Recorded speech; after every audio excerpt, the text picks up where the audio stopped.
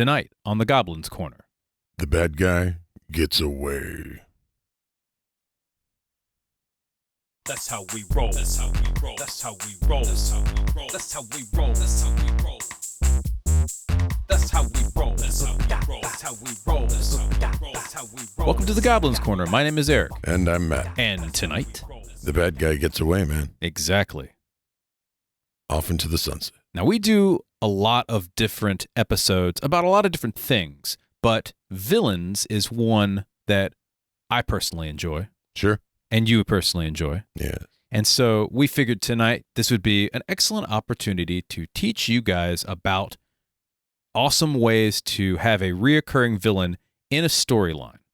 And so we've got, a couple of examples, Sure. how to make this happen. Just a few. Just a few, one or two things that we've, just spruced up, dug out of our D&D closet. And a couple of rules. It's true. Some rules that you can use to make reoccurring villains part of your campaign, regardless of whatever it is. Right. But before we get to that, We've got a question of the week. that's right. So lay it on, my brother. What do we have? So the bad guy's gotten away. Of course it has. What's your first response as a player?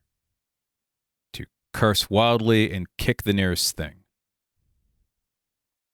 Player character this isn't a hard one for me. If the bad guy got away, my player character and myself will most likely be cursing loudly and kicking something. Now, I'm primarily a cleric. This is true, both in real life and in a character, which is why. That's fair. And I guess I play a blaster pretty much in real life. I don't blast anything in real life. I could, though.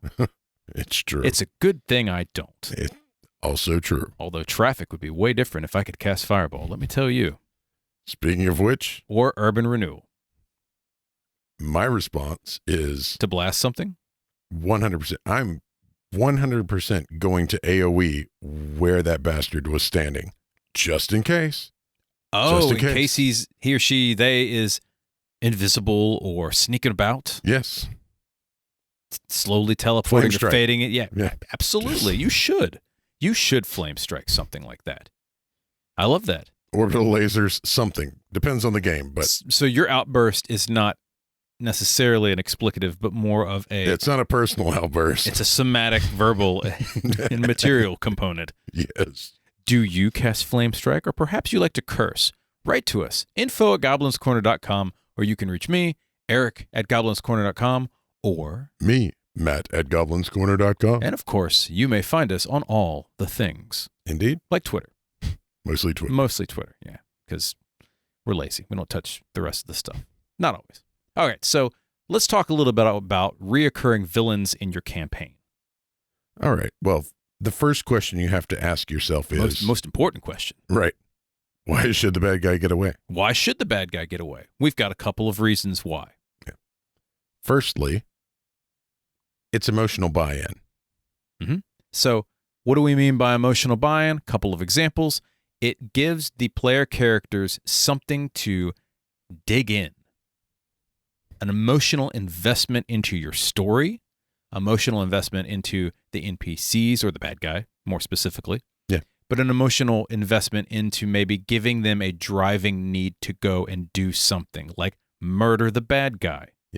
So if they didn't like the bad guy before, They're really not going to like there's the a guy now. guaranteed 30% minimum increase in how much they hate this person. Absolutely. Additionally, the bad guy getting away can add wonderful story arc tension Oh, yeah. to anything, really. Not just for story arcs, but also for like encounters or the story as a whole. And I'll give a good example. If you know the bad guy is going to go blow up the mountain and level the countryside, and he gets away, guess what? They are still planning on blowing up the mountain Yes. and leveling the country. Yeah, so now you've got an even more incentive to get your ass up to the top of the mountain and meet the bad guy for a showdown. Unless the bad guy is going someplace else, like under the mountain. That's how I do it. I mean, that's how I would do it too. Additionally, We know it's how you do it because you'd want to have the fight in a lava tube. oh yeah, big lava-filled caldera, and then I can tear off my face and show the red dragon beneath. Now you shall see my true form. Wings burst out of my back and I just shred this mortal coil and show you the glorious reptilian creature that I truly am. And then throw a fistful of magma at them. Yeah, fistful of magma in their eye and then burn them to death with my fiery breath. All right. It's not like I thought about this or anything. Nope, not once. Not once at all. This is the guy with a giant red dragon figurine over his shoulder. I don't know what you're talking about, man. All right, so in addition to emotional buy-in and building tension, what else do we have? It advances the story. Yeah. It continues on. This gives you beats in a story. And that's something that we talk about often, but I think we don't give it enough love lately, is building story beats so that your players have a record of where they've gone, where they need to go, and where are they currently. Right.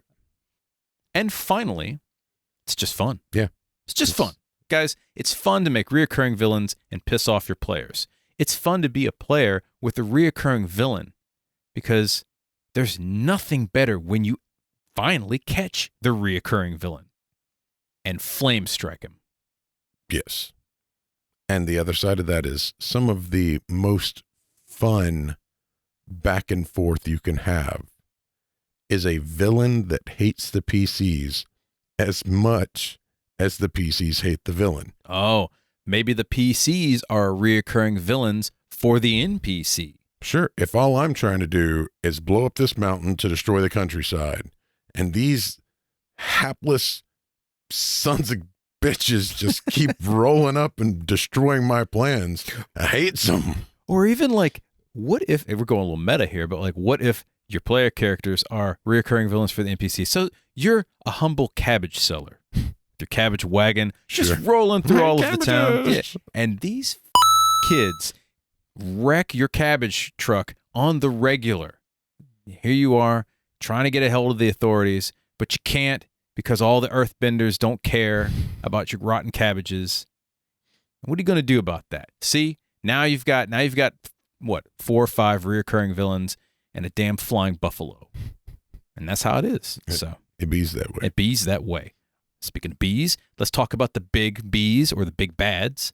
And there's some differences between reoccurring villains, big bads, and other stuff like overarching villains or monsters of the week. So we've got a couple of qualities that we've made for you, the listener at home, or the watcher, if you're listening to us on YouTube. Right. So to start off with, we've got big bads. Mm-hmm. So what's a big bad? They're villains that directly cause conflict to the heroes. Usually big, but not epic. Okay. So think mid-level to pre-epic a lot of times. Or oftentimes a big bad is on the same level as the characters that are playing. Right. Player characters. And oftentimes they might be lieutenants and even like possible continuing lieutenants to whoever the overarching villain is. So we'll use Lord of the Rings as an example. Perhaps the what are they called? Nazguls. The Nazguls. Thank you. Mm-hmm. Yeah, the Nazguls to Sauron, right? Nazguls are definitely big bads. Yes. You don't want to with them. Nope. But they're not the biggest bad. Right. They're not Sauron. Now, in addition to big bads, we've got overarching villains.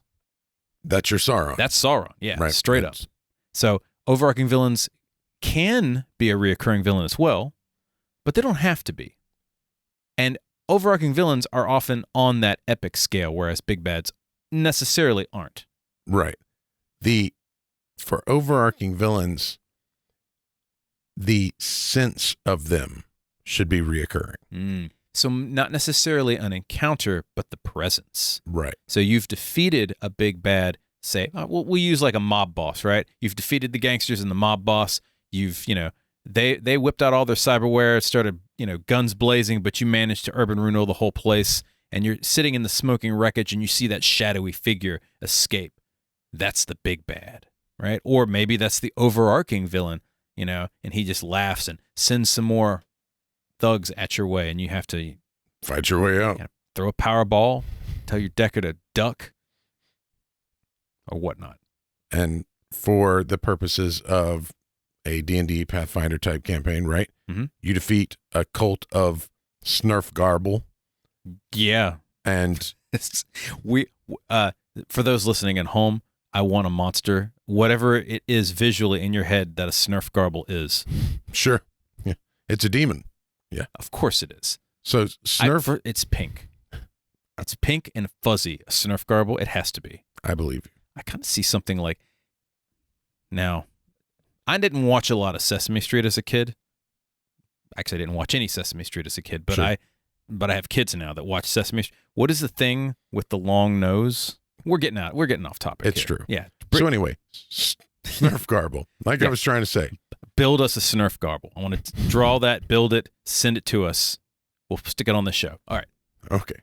So Snurf Garble is a demon that has multiple cults. You destroy the first cult, Mhm. but the cult leader's like, "You'll never stop us. The Brotherhood is everywhere." Brr. Okay. So the whole presence of this demon lord is the continued overarching villain Mm-hmm. for this. That's where I was going with that That makes a lot of before we got way off the rails. way off the rails. Yeah, with Snurf Garbles and me wanting one drawn.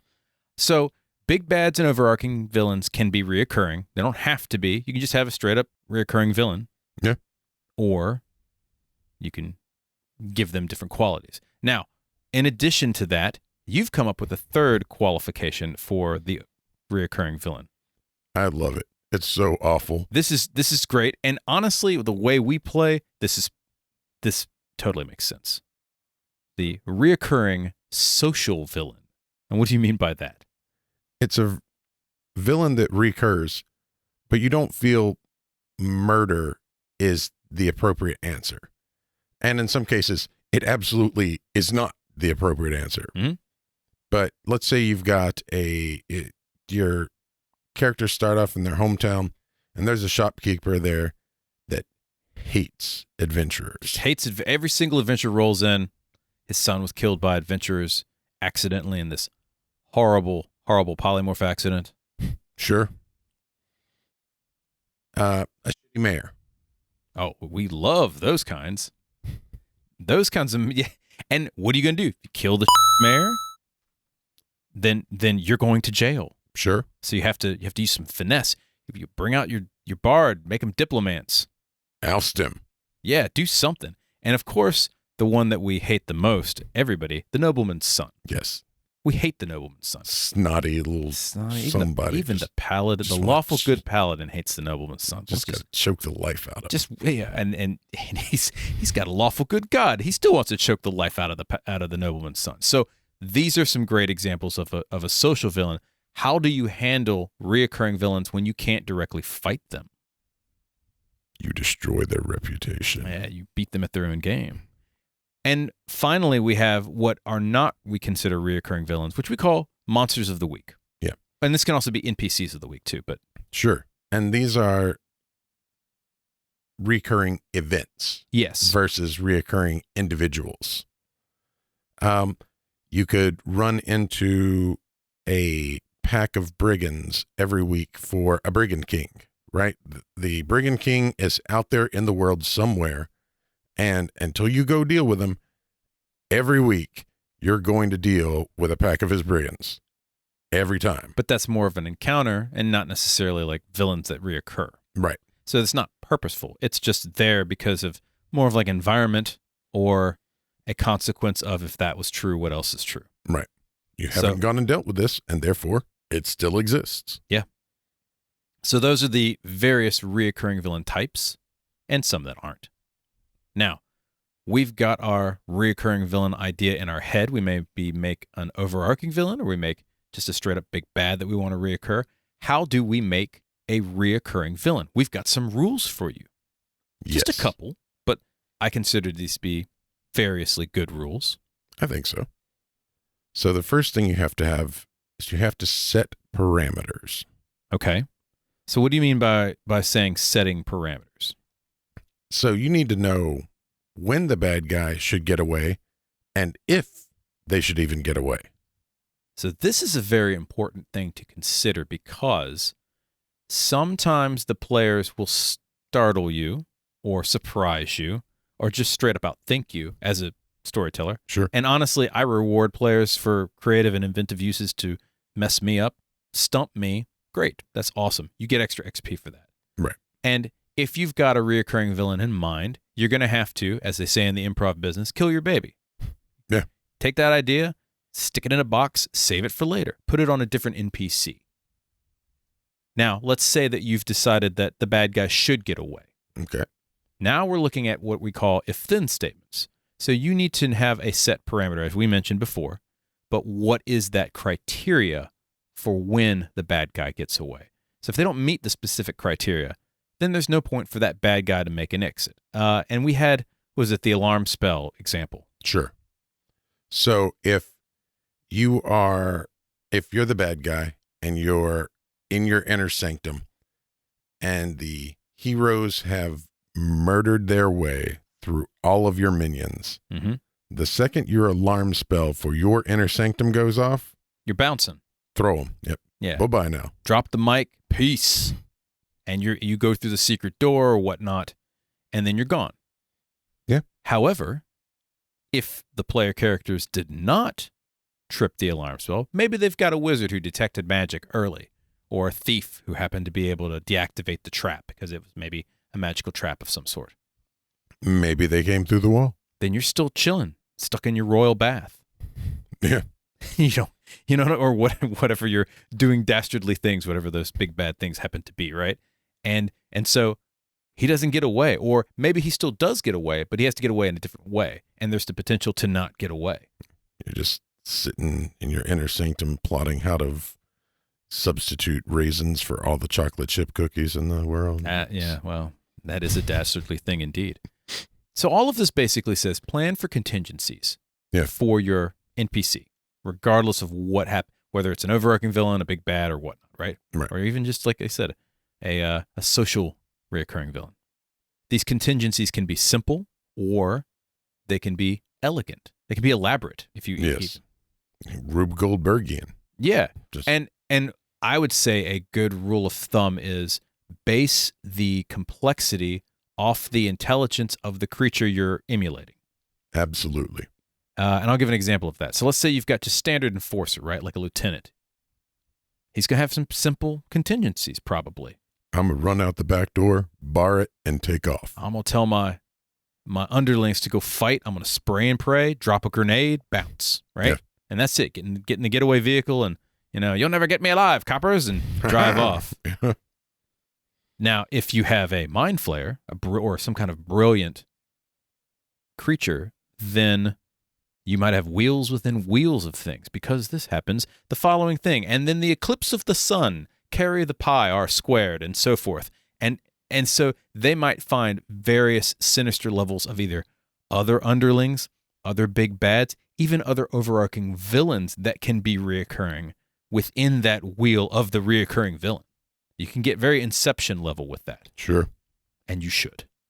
Or you could just have the entire roof of the cave be covered in piercers. And if you defeat all of their minions, they just drop literally like 200 piercers on you and walk off. Now that's a living trap right there. Love it. Everything about that. And this is why, if you haven't learned more about traps, please go listen to our episode, Being a Better Bastard by Building Better Traps. It's true. And we should really have a part 2 to that, because I'm sure we could come up with a few more traps. I just did, accidentally. There you go. All right. Reoccurring villains all have a backup plan as well. And what do we mean by that? Obviously, it's part of the contingency, but where will the big bad evil guy go? Right. Where are they going? They're going to escape. Where are they escaping to? Are they going down the street? Are they going cross country? They hop on a plane? They're going to that volcano with the sharks with freaking laser beams? Are they going to another dimension? Who knows? Right. It could be anything. Could be anything. What will they do once they leave? Now, this means, will they set other events in motion? Or will they do something before they leave? So, for example, go back to the mind flayer, right? The piercer bit. That might be a contingency that jumps into play as well. Sure. Now the piercers are dropping, and They're spiking all of the player characters. The paladin's just staked to the floor. The thief has somehow eluded all of them and is standing on top of the piercer on top of the paladin. But maybe the mind flayer's got some other actions. Maybe he's helping the piercer. Maybe he's helping the paladin. It's it's tough to tell from a distance. Can't really tell. It shouldn't be lawful good. And maybe now, because most of the PCs are defeated, the mind flayer goes, you know what? Bring in the intellect devourers. Sure. Or whatnot. Have those things that the big bad evil guy would do. You don't have to be super elaborate, but have maybe like a bullet point list of a couple actions. If, when they're leaving, on the way to wherever they're going, and maybe when they get there. You don't have to write War and Peace. And again, if this is something that you know that the players might have a very good chance of defeating, and it may not be a reoccurring villain, just ad-lib it. Yep. You have to ask yourself, will the big bad guy get away by themselves, or will they attempt to take people with them? Oh, that's a good point. Are they bringing minions with them? Right. Are they bringing explosive devices? Summoned creatures? Undead? Or even, are they going to leave those type of creatures behind so that they can rescue, like if this is a crime lieutenant, right? So that they can take their 2 trusted people with them. Yeah. And this can determine the stuff that they set in motion as well, because if the bad guy gets away, sets off the nuclear warhead that rockets into the sky that only James Bond, can deactivate, then that's a huge thing. If the bad guy gets away with a couple of their lieutenants, guess what?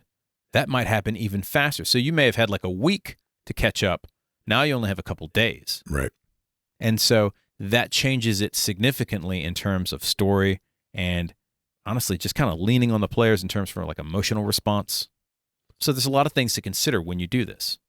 Also, your chances of turning sergeants that have been rescued by their boss drop drastically. Yes. So that's something. Because if just the bad guy gets away, then anybody you catch, that asshole threw us to our deaths against these guys. Whatever secrets you want to know, I'll be happy to tell you. Dude just bounced without anybody? Didn't save anybody? Yep. Screw that guy. Yeah, that's a good point. And again, complexity equals intelligence and capability. All right. We're going to talk a little bit more about the bad guy getting away, but first we'll be back after these messages. You with the face. Do you like what we have to say? Help our channel rise from the depths like the mighty Godzilla. Please like and subscribe and ring the bell and do all of the necessary YouTube. What he said.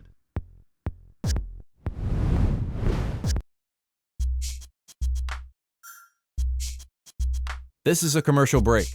If you guys would like to hear us review something like a product or service, or if you'd like us to cover something like a topic, or if you'd like to sponsor an episode, we'd love to hear from you and have you contact us at info@goblinscorner.com. So write to us and maybe we'll talk to you. Maybe not. And we're back. Welcome back. So we're talking about bad guys getting away, reoccurring villains in your campaign. And we were just talking about the bad guy getting away. Sure. And how they might get away, where they might go, what they might do. And what happens when the PCs realize the bad guy's gotten away. And so we've come to that part. Right. So, bad guy's gotten away. What now? Yeah. You've got some options. Sure. And now these are just a couple of options that we've written down, but they kind of follow this standard scenario. So let's talk about a couple of these. Okay. So you could have a cleanup scene. What's a cleanup scene? You're in the nightclub.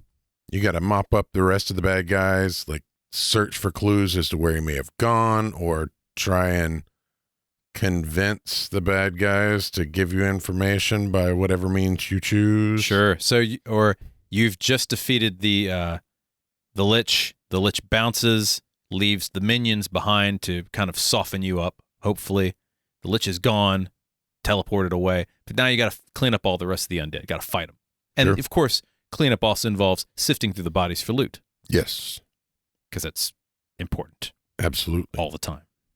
We also have what is called an aftermath episode. Now, this is very similar to a cleanup episode, but this is somewhat more problematic for the player characters because what this implies is that part of the bad guy's scheme has succeeded. Yes. The mountain blew up. Yeah. The nuclear warhead has fired from the lava-filled caldera and is threatening all of North America. The dragon has escaped and it's pissed off and it's tearing through town, or something bad, or just a plague's happened, or they finally got one of those pieces of magical artifacts that they need. Yeah. Something's happened. One of the keys to Snurf Garble's chains. Now, this is an aftermath episode is something where the tension is just keyed up just a little bit more. Not too much, but just enough to become very irritating and slightly worrisome for the player characters. I agree. This next one, I like the concept of after the first or second time the bad guy has gotten away. Mm-hmm. Because this is where that emotional buy-in ramps. Oh, yeah. So what are we talking about here, Matt? The chase scene. Yeah. I love chase scene combats. I don't like running the combat as much just because it can be problematic, but if you do it right, chase scenes are fun. Chase scenes are exciting to play and run. Yeah. And there's just some emotional appeal about it's the classics. I mean, that's why we like chase scenes in movies so much. Right. And that's an important part. If you're going to run a chase scene, Make it cinematic. make it cinematic. Yeah. And if you're going to run a chase scene, leave enough time in your evening or morning or whenever you play to have a payoff before the end of your session. Because they're either going to get away or the player character is going to catch them. Right. But But make that happen before the end of the session. yeah, but you gotta know that this could potentially be long or short. But you gotta have that kind of thought out a little bit in your head, like what's the goal of this chase scene? Now, another option which we also have written down, which is very similar to the chase scene, but slightly more intrigue based, or even I guess more investigative based. Yes. The hunt, being on the trail. Now, this means the bad guy's gotten away. You've mopped up whatever's there, but instead of having a direct chase from here to here, like follow that car, you get in there and you start shooting. Now it's like, where did the guy go? You have to find out where the bad guy is. Sure. So you're looking for clues. What was the license plate number? Yeah, you might have yeah. to. You have to get NCIS on the call, right? Get it. Go get that satellite image so you can zoom and enhance 15 times. Ah, there he is, right there. Let's go get that guy. Or cast some scrying, right, to go find Yes. that lich. And then you can teleport in the local vicinity. You're gonna have to search. Use some of those spells you don't use for direct combat. Shocking. It happens sometimes. I'm just saying. And finally, and this is what I consider to be the most common thing after the bad guy gets away. A side quest or another portion of the story arc. So the bad guy's gotten away. Most of the time, sometimes the player character's like, well, bad guy got away. Not much we can do about it. We're not going to hunt for the person. Or don't have the means to. Let's go to town. Yep. let's go buy some right? Or this has kicked off part of the story arc as well, which is just as important. Yes. All right, so when the reoccurring villain gets away and the player characters resume their normal encounter lives, doing whatever the player characters do, Right. jacking into the Matrix or roaming around on wild beast, casting spells with wild abandon, Killing shopkeepers. and destroying large wagons of cabbages. Whatever happens, you need to find a way for that reoccurring villain to get back into their lives. So you can do that in a lot of ways, honestly. If the villain is hunting them, then you could have that villain pop up when they're in the middle of a battle with something else. Yeah. Or even that the villain was the point of the battle. Like he's directing people towards that. And having them in the middle of a battle is a wonderful way to really piss off your characters or up the emotional tension. Yeah. It's that damn lich again. It just popped right in right after we destroyed that demon, or in the middle of the demon. Now we've got 2 people to deal with. Now we've got to split our party, and the paladin's dead again. Banish the demon. We have to murder this lich. How many times do I have to resurrect this paladin? God, it's costing us a damn fortune. De Beers sends you freaking Christmas cards. Yes. Well, all these cut, what is it? Uncut or cut diamonds? I can't remember. Just diamonds. Just diamonds? Yep. All these diamonds. Yeah. The reoccurring villain could also, again, take a more active role in terms of sending mercenaries their way. Yeah. Or assassins. Yes. And that's always fun. Get into town. They're going to do a little R&R. They're going to buy some stuff, upgrade their loot. They take their armor off to get it upgraded, because they can't wear it while it's being upgraded. Yep. And that's when the assassins strike with the poison dart. Drag them off. Time down. Man, sneak attack plus poison. It's the way to go. It's a damn thing. Showing up at pivotal points in a story is also another great way to interject a reoccurring villain. I can see that. It lets them know that character that got away is still in play. Mm-hmm.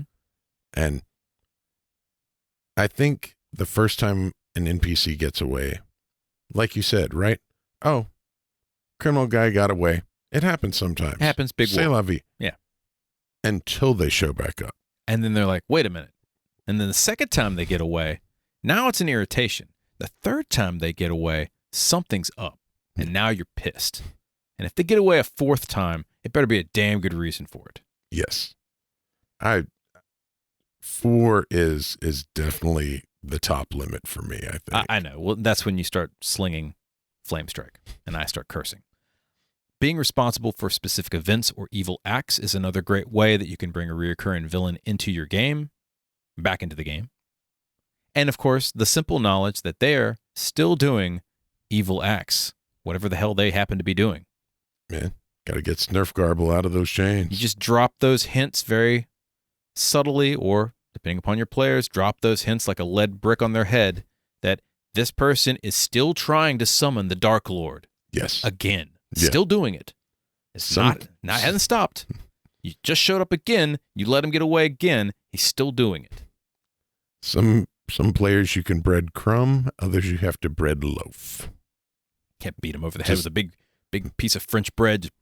The baguette. Yeah, baguette the guy to death. All right. Additionally, it should probably be noted that you don't want to DM fiat the escape. And what do we mean by that, Matt?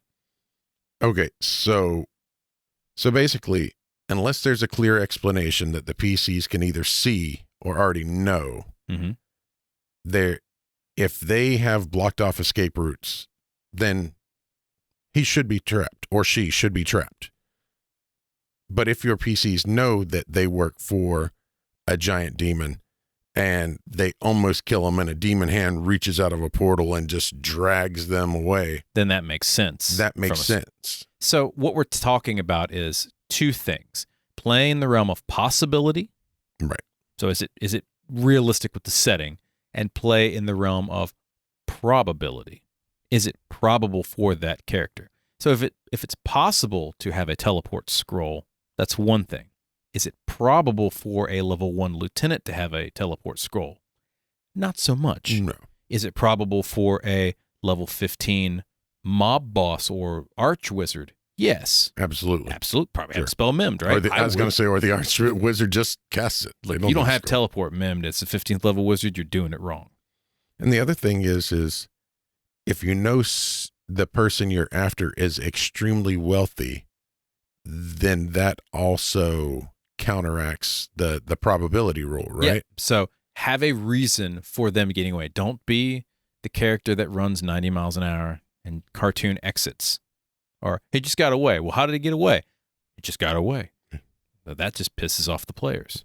You ran. And this is why we say try not to DM fiat it, because letting the bad guy get away is incredibly frustrating for players. Right. There's nothing more that is more irritating when you think you have an enemy almost defeated and they bounce. Right. So it better be a damn good reason. If they have done everything they can to prevent that exit, that should pay off for them. Yes. Unless there is literally something they don't know about that they've got that's an ace in the hole. Mm-hmm. Also, and this is, again, we're talking about a lot of dramatic tension. Got to make the escape cinematic. We talked a little bit about cinematic chases. When they get away, we want sights, sounds, all that jazz. Smells, maybe? Who knows? Sure. Descriptions are key. So plan for some descriptions. And an example could be anything like, as soon as you walk in the door, the arch lizard, yeah, I said it. Sure. An arch lizard. Yeah. I meant arch lich, but that's fine. The arch lizard laughs, flicks a scaly tongue, hits a small wooden statue next to his lizardy scaled throne. The scaled throne just kind of kicks back like a recliner, catapulting him straight up through the ceiling. He escapes into the swamp to do lizard things. As arch lizards As want arch to do. lizards should. And you know what? We should have an arch lizard Sure. at some point. We'll work that out. We'll work that out. So the other side of that is the PCs have fought their way up through this tower, and the arch lizard is on his throne and throws that same statue, and a trapdoor that turns into a ramp drops down, and he goes shooting down out of the tower. Well, the PCs have to get down the tower somehow. Sure. They could try sliding down, but it could be trapped. I mean, it's as soon as that If I were an throne arch, slides yep, by, the trap kicks up, and now there's nothing but a bunch of spikes. pointing upwards. Yeah, we're in Yep. the same level here. He's already got, his throne has wheels, so he's just booking down the road. He's got a little steering wheel on it. It looks like a Lizard King Mario Kart in my head. Yeah, nice. That's kind of where my head's going with this.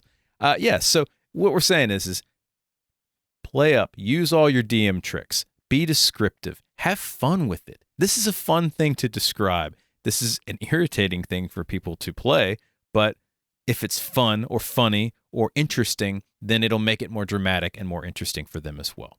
Yep. And we've mentioned this before, leave breadcrumbs for the players to catch up on the trail so they can either have that chase scene or they can come back and know more about that bad guy. And this can be, even if they can't chase the person directly, this could be, oh, this was the arch lizard. What's an arch lizard? Well, I can roll a knowledge have to check. do some research. Do some research. Next time you meet the reoccurring villain, now you know a little bit more about arch lizards and their habitat and their proclivity for thrones and traps. I really want to draw an arch lizard now. Yeah. So, out of curiosity, is your arch lizard innately magical or studied magical? I would say innately magical. I kind of see like an anole.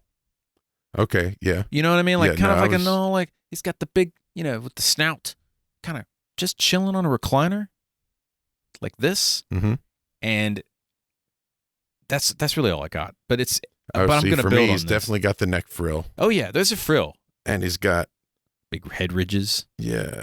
You're thinking more of like a water dragon or something like that. Like my old, like the lizard like I had. properly anole shaped. Okay. Though, like skinny and spindlier. Yeah, just kind of wiry. But yeah, like reclining, like you're reclining on a couch with a remote. and a really long tail. Really long tail. Yeah, whip-like tail. Yep. I'm down with that. All right. Okay. We're diverging off this conversation once again. Now, Are we? no, We're getting to, we're getting to stuff. So think about all of this stuff. And because we're nice people and because it's part of our show, we also have given you sample escapes for your bad guy. right? See, we just went over the arch lizard's escape. So Yeah, so you guys, you've got it. we were There you go. foreshadowing. Foreshadowing this. So what are some simple bad guy escapes? We've got some classics. Sure. First one we've already said, secret door escape. The trapdoor slide. The trapdoor slide, again, always a classic. Wonderful things that you can have. And they, again, for the arch lizard, the trapdoor in my case was a trapdoor going up. Matt's was a trapdoor going down. I do want to talk about the secret door, though. It doesn't have to be a door. It could be a wall. Could be The rotating fireplace, man. I need it. Oh, Scooby-Doo God, that shit. yeah. You go watch a couple episodes of Scooby-Doo. They've always got a secret door. Oh, yeah. Sliding bookshelves and Mm-hmm. yeah, definitely just basically go Playing watch all of Shadowrun, Scooby-Doo. maybe they they lie on the couch, and the couch just kind of like sinks in, and they roll down a level. Think about that. I want to build that. That'd be awesome. That'd be cool. A monologue and teleport. And this is one of my favorites. Now, this only works if they're in some kind of like vertical advantage. So they're overlooking the player characters. Maybe there's a river of lava in between them. Because, to be honest, if the player characters can get there in like a round or two, you can't do a monologue for that. Right. They have to be fighting against the elements or fighting the minions. And then, bad guy, I see an evil wizard with a long goatee just kind of stroking his beard. So you have successfully infiltrated my underground lava caldera. And they go into the various reasons why the PCs must die. And then I shall leave you to your fate. And then they turn and abruptly just walk off. Sure. Not a care in the world. Yep. They can either walk off or just ninja vanish. And you know what? They should walk off without a care in the world or vanish because they've got an underground lava caldera. Sure. If I had one, I wouldn't have a care in the world either. Is it a caldera if it's underground? Let's go with that. Okay. Yeah. What else do we have? You mentioned ninja vanishing. Yeah. That's the Montebank cloak or, the Batman exit for ninja vanish, right? The puff of smoke, the sound, and then... Now, this getaway is different because it's a visual obstruction. Right. And then when the smoke clears or they move past the hedge that was summoned, guy's gone. Just disappeared. Where'd they go? Who knows? Got to follow the trail. Yep. Did they invis? Did they teleport? Who knows? Could Did be they anything. just sneak? A little bit of, a little column A, a little column B. Falling to their death, quote unquote. Right. Their death. Maybe the player characters have knocked the bad guy off a ledge. They fall screaming into the void, into the raging river below. But they're not dead, guys. Oh, no. They had Featherfall memorized. Yeah.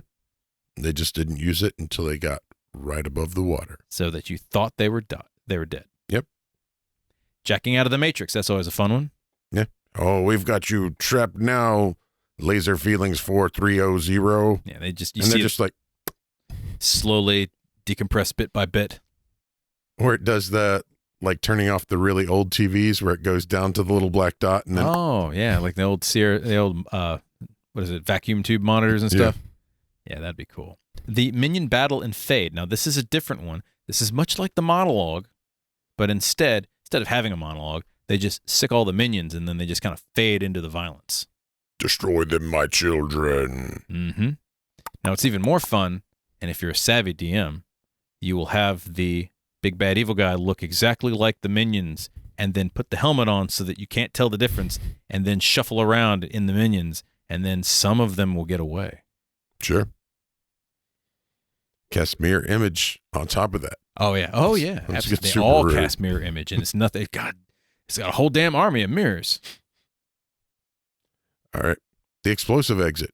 Always a classic. Yeah. Toss that bomb. Again, sort of obstruction, but mostly damaging. Yeah. And when their eyes refocus after getting hammered with a concussion grenade, the bad guy is gone. Or, the other side of the explosive exit, which is dropping an entire ceiling on them and then just walking off down his... what's left of his side of the cavern or his side of the warehouse or hers. We've got the hostage situation, another classic. Oh, yeah. Grab somebody of emotional importance to the characters. Works depending upon the emotional importance of the characters. Yeah. Also depends on how good the characters are. Yes, that is also true. A dock wagon contract is another great one. Sure. You've killed the bad guy at this point, or you thought. But then, some kind of one of the minions happens to be a cleric and drags the body off and reses the body. Oh no, he's got away. Or dock wagon, literally, if you're playing Shadowrun, rolls in and they spray and pray everybody in the immediate vicinity because you're not their client. And we're here to rescue Person A. Yeah, and Person A gets hooked up to all the stuff, might be coming back with some nifty cyberware and a pissed off attitude. Absolutely. And you can do this for a fantasy game as well. If I've got a contract with a mercenary group. Yeah, or a mage guild or guild of clerics, anything really. Maybe I... Have a contingency spell memmed? Sure. I was going to say maybe I tithe very well to my religion of choice. Oh, very good. That's also true. Additionally, traps activate. Just straight up traps. Yeah, just throw the lever. Freaking, you got portcullises dropping and boiling oil pouring out and murder holes and bunch of all slots sorts of just fun. appear. Yeah. They're just ready. They got banjos and razor whips. They're ready to party. It's a great mental image. Rescued by a higher power. This is again what you mentioned with the demon lord's hand popping out, but it could also be on the other side. Could be on the side of good. Hey, your player characters don't have to be good. They could be bad too. Well, not just that, but just because you're at odds with someone doesn't necessarily make them evil. Very true. If you're very lawful and they're very chaotic, or vice versa, like that dichotomy also can lead to straight up enemies, even if you're on the same good evil axis. 100%. And finally, we come to the bait and switch. Please explain the bait and switch, Matt. One of Matt's personal favorites here. So here's what you do. Okay. You remove all of the spikes on the railroad tracks. And at the last minute, when the heroes are about to come get you, you say, well, you've got two options here. You can either save everybody on the train, or you can capture me, but you don't have time for both. The missile has launched, so you can either stop the nuclear warhead, or you can capture little old me. What'll it be? Your friend or the dragon? Obviously, the dragon. That's what I would do it. Yeah. The plaid-flamed candle is burning out.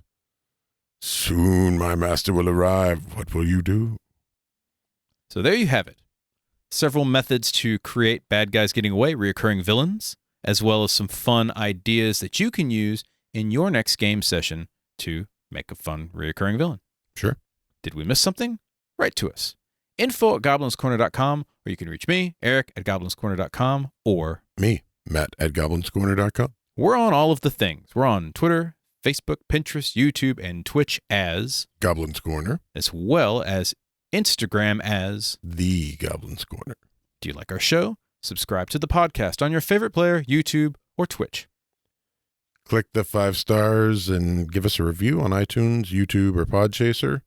Feeds the hungry algorithm, and it puts our show in front of more people. The hungry algorithm is now our reoccurring villain. Forever reoccurring. Until we actually get popular. Okay. That's all the time we have for tonight. Once again, my name is Eric. And I'm Matt. And we'll see you next time. Have a good night, folks.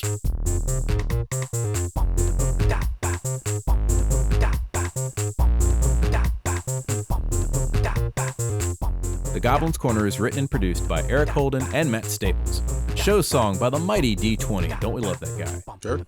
This is a Subterranean production.